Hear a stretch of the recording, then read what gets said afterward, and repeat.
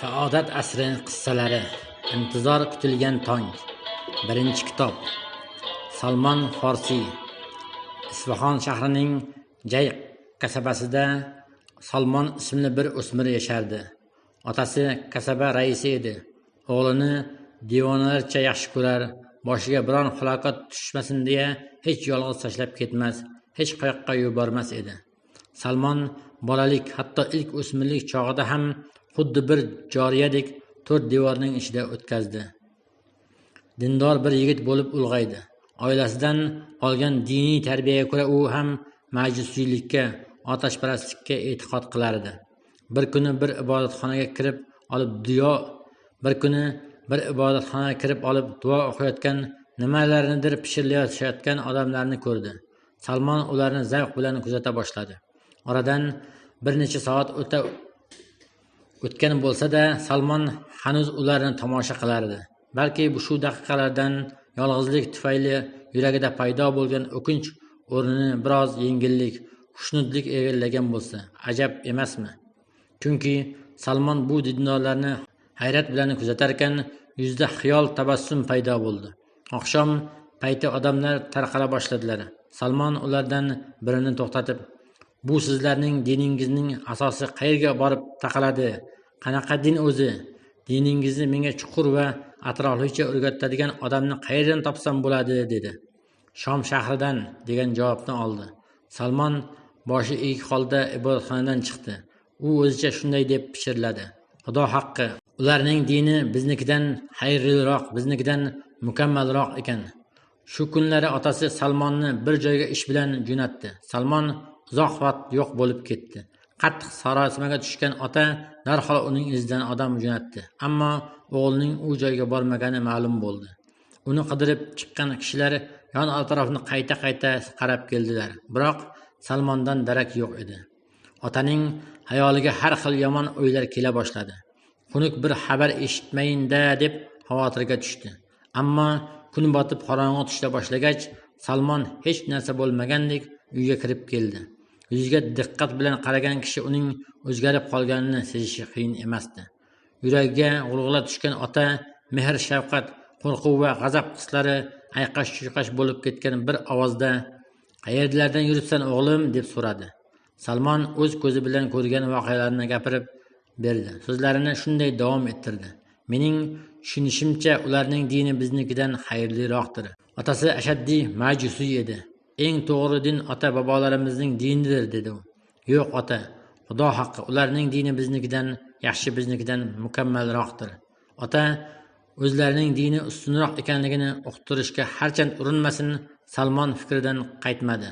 Otasining jahli chiqib ketdi. So'zini o'tkaza olmagach, o'g'lining oyoq qo'lini bog'ladi-da, bir xonaga qamab qo'ydi. Oyoq qo'llariga solingan kishan o'spirinning ongini yanada tiniqlashtirgan, dunyoqarashi hududlarini kengaytirgan edi. Salmon endi o'zining haq ekanligiga shubha qilmasdi. Qulay fursatni poylay boshladi. Kalisoda tanishiga odamlarga xabar jo'natdi. Shomdan bir karvon kelsa, ma'lum qilishlarini iltimos qildi. Yuragi mehr shafqatga to'la ota har kuni o'g'lidan xushxabar chiqishini kutar, unga pand nasihat qildi, tahdid soldi, har xil yo'llarni sinab ko'rdi, hech biri foyda bermadi. So'nggi chora sifatida qamoq muddatini uzaytirishga qaror qildi. Jigarporasi jondan aziz farzandining begona dinga kirishiga hech rozi bo'lolmas edi. Shunday kunlardan birida Salmonga Shomdan bir karvon kelgani to'g'risida xabar yetdi. Salmon xabarchidan ular aniq ketadigan kunda yana xabar yetkazishni o'tinib so'radi. Bu qamoq muddati davomida Salmon majlisiylikdan ko'ngli soviy boshlagan, yuragiga tushgan uchqun alangalangan edi. Qattiq hayajon ichida karvon ketadigan kunni poylar, o'zi uchun yangi bo'lgan dinga kirishdan boshqa hech narsa haqida o'ylamas edi. Nihoyat xushxabar keldi. Salmon darhol kishanlarini yechdi. Vaqtni o'tkazmay uydan chiqib ketdi. Bu uning ota uyini uzil-kesil tark etishi edi. Endi bu uyga qaytib kelmoqchi emas, qaytish haqida o'ylamas ham edi. Karvonga qo'shildi. Uzoq davom etgan safardan so'ng Shomga yetib bordi. Vaqtni boy bermay nasroniy dinini eng ulug' vakilini qidirdi. Ko'rsatdilar. Salmon uning huzuriga bordi. Boshidan kechirgan voqealarni so'zlab berdi. bu dinga kirish uchun chekkan azoblari va qilgan fidokorliklarini tilga olib o'tdi. So'zlarini shu tarzda yakunladi: endi izn bersang sen bilan birga qolay, senga va Kalisoga sidqidildan xizmat qilay. Bu dinni shaxsan sendan o'rganib, sen bilan birgalikda ibodat qilayin. Bu odam Salmonning so'zlarini diqqat bilan tingladi. Uning samimiy bir o'spirin ekanini angladi. Iltimosini qabul etdi. Salmon sevinch bilan uning qo'llarini siqdi. Endi Salmon majusiylikdan voz kechgan nasro bo'lgan edi. Dinga xizmatda kamchilikka yo'l qo'ymas, ibodat chog'larida riyokorlik qilishni sira ham o'ylamas edi. Endi bu Kalisoda u bir necha yil qolib ketdi. Ammo Salmonning ruhoniydan mamnuniyati uzoqqa bormadi. Bu odam benihoya darajada riyokor ekan. Xalqqa qilgan nasihatlariga o'zi amal qilmas, aksincha ish tutar edi. Boylikka o'ch edi. Boy badavlatlar sadaqalarini unga keltirib, sen faqirlarni bizdan ko'ra yaxshiroq bilasan. Bizning nomimizdan shu pullarni berib qo'ysang der edilar. Ammo ruhoniyning qo'liga tushgan pullar faqirlarga yetib bormas edi. Oltin va kumush to'ldirilgan xumlarning soni 7 taga yetdi. Avvalo sizlarni to'ldirishim kerak. Faqirlarga keyin berilsa ham bo'laveradi, deya ruhoniy tushum pullarni xumlariga to'kardi. Salmon uning bu qallobligini xalqqa qanday yetkazsam ekan deb ko'p o'yladi, lekin uddasidan chiqishiga ko'zi yetmasdi. Bir kuni ochko'z ruhoniyning eshigi qattiq chertildi.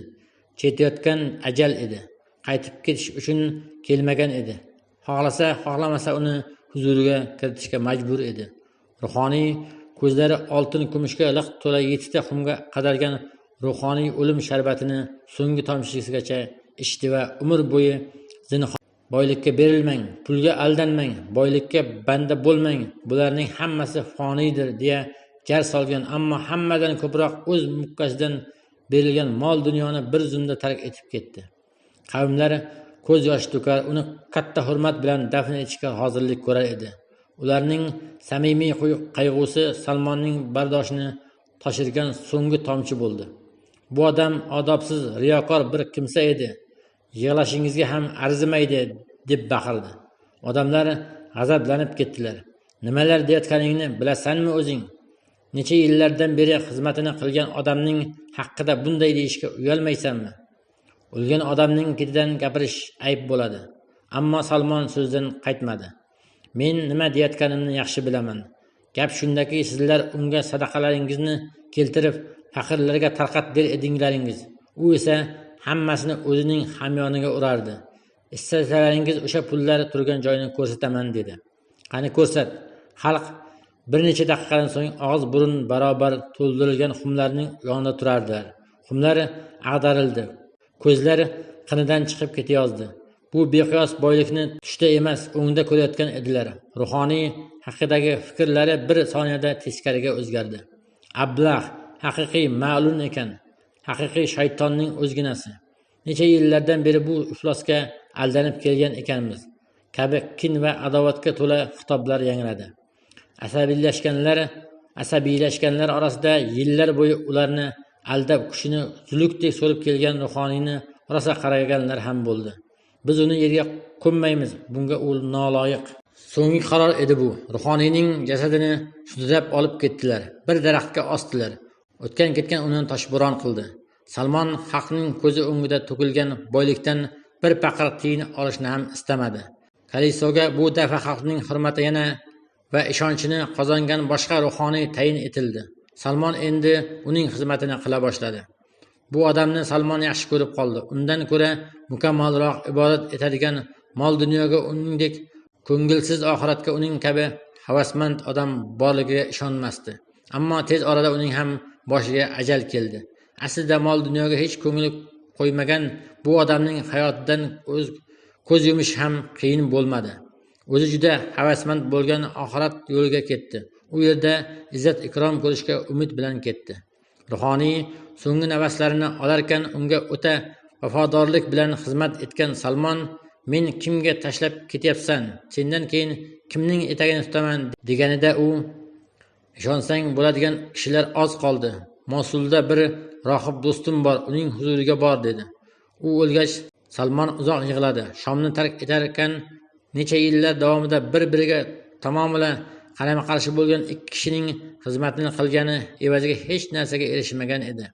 Bu xizmatni u din yo'lida beg'araz o'tgan xizmati evaziga pul ishlashni biron marta hatto o'ylab ham ko'rmagan edi.